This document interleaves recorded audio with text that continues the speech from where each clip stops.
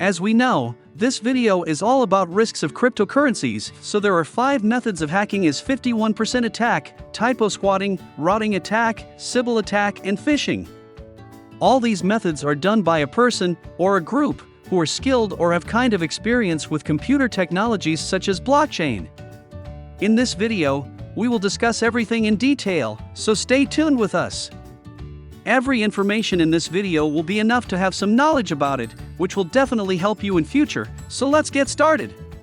And, the most important, do not forget to like this video. After watching this, that will make us motivated. 51% attack. In this attack, an individual skilled user who have skills and experience in exploiting systems and hacking, or multiple skilled users group with experience of the methods of hacking, can create some vulnerabilities in systems of cryptocurrencies, usually blockchain, to gain access over the given blockchain's mining capabilities by using some hacking methods, which will break into computers and can release information. Now, once they got access of that respective blockchain system, this allows them to change transaction history, means if somebody has purchased some cryptocurrencies and paid some money, then that group will delete transaction history, carry out more money, and sometimes can lead double spends to the customer. Now you might think that, what are the things that they can do? They can change transaction history of any time, can carry out more money from it, and can make someone as part of double spends. These things can really make someone sad. And sometimes in depressions as well. Apart from those some things, they can also have more than 50% of cryptocurrency mining power, and they can mine cryptocurrencies faster than anyone else other than different hackers. That group mines cryptocurrencies in their own system which they have. They also take some advices from some elite hackers. As the cryptocurrencies are not governed by central authority, it has become safe for such malicious hackers to use this method for that. Wait! But what is double spendings? Let me explain this. Double spending means, as the customer purchases the cryptocurrencies through his wallets, malicious hackers changes the transaction history, so as the transactions are not recorded on that system, then those malicious hackers can transact those tokens again with someone else, which that customer had purchased. The conditions allow modified blocks to enter the blockchain. If that happens, the person that initiated the alterations can reclaim the spent coins.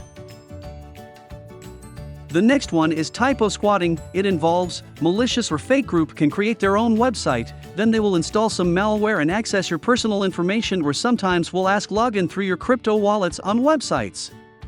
After getting information, they can withdraw or transact through your that wallet.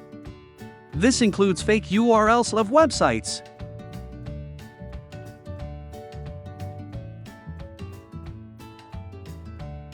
Let me explain the whole process of typo squatting in detail, so see. First of all, they will create any site or any fake URL of website, and as you'll click that link, it will install any malware like Trojans, or will ask you to log in or sign up to access your personal information. Malware like Trojans will share all of your information such as credit card numbers, passwords, crypto wallet security codes, etc. to the malicious hackers group or website's owner.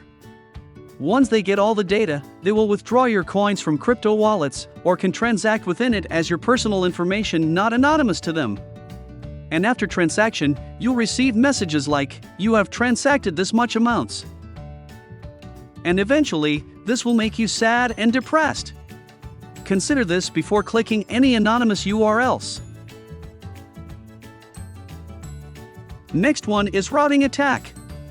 Routing attack means the unwanted or malicious change in routing table of routers.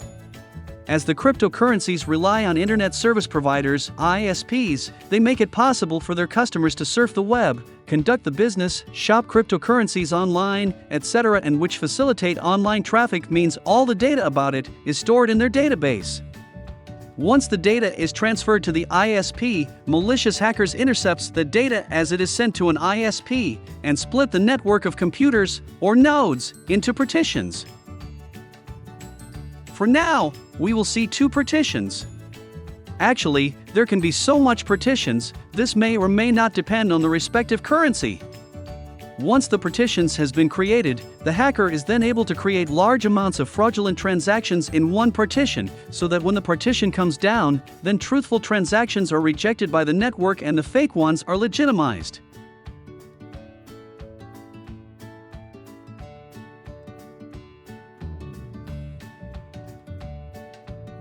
But what is partitions? Partitions are the different datasets of the computer network that hackers intercept data as it is sent to the ISP and create partitions. In the network partition of any type, like physical network partition or virtual network partition caused by incompatible client software, all the respective network gets duplicated.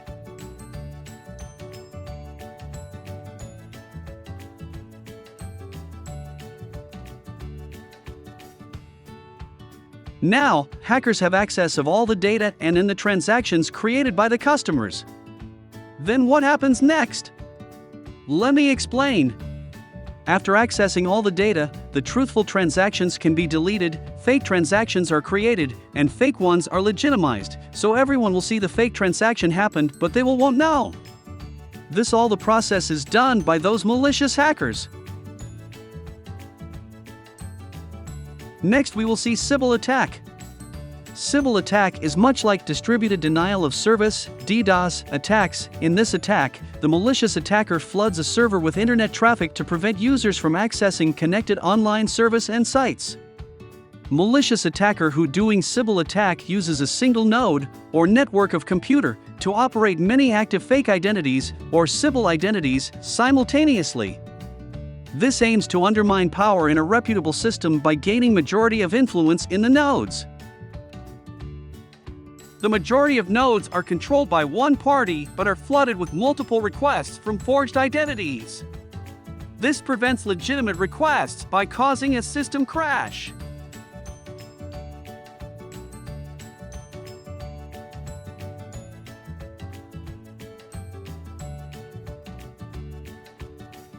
The adoption of proof-of-work algorithms has made it incredibly expensive for single hackers to carry out Sybil attacks, as each transaction carries a separate fee.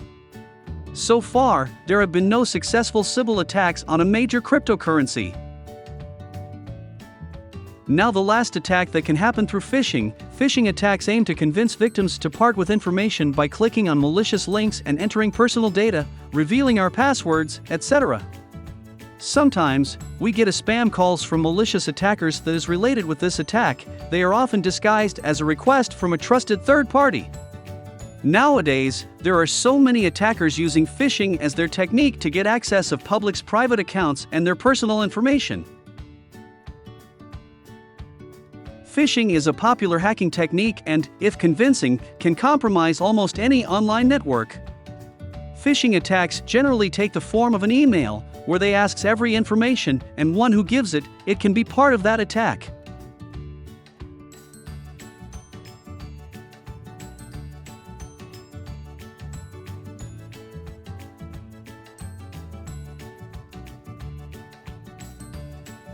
Eventually, after considering all the attacks, my advice will be that if you're investing in cryptocurrencies, please be aware of every frauds that can occur. Take suggestions of experts before having any investments. Try to understand blockchain technology as much as you can, because it is totally based on that. Take some experience before investing too much amount. And at last I would say, don't tell any sensitive or private information to anyone. If you follow all these rules, then you are safe by your ways.